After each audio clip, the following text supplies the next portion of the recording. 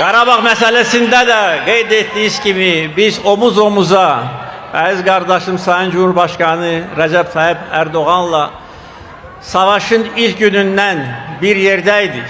Savaşın ilk saatlarında Türkiye Cumhurbaşkanı'nın bize gösterdiği destek, dayanışma, siyasi destek, manevi destek, Türkiye halkının bizimle beraber olması bizim gücümüze güç katıp ve biz tarihi adaleti bərpa ettik ve bugün Azerbaycan halkı öz əzəli torpağında rahat ve təhlükəsizlik şəraitində yaşayır.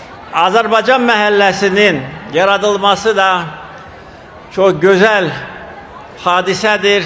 Burada 90'dan çok bina inşa edilip 1200 konutta bizim Türkiye'li bacı kardeşlerimiz yaşayacak. Okul, çocuk bahçesi ve medeniyet merkezinin inşası da nəzərdə tutulur.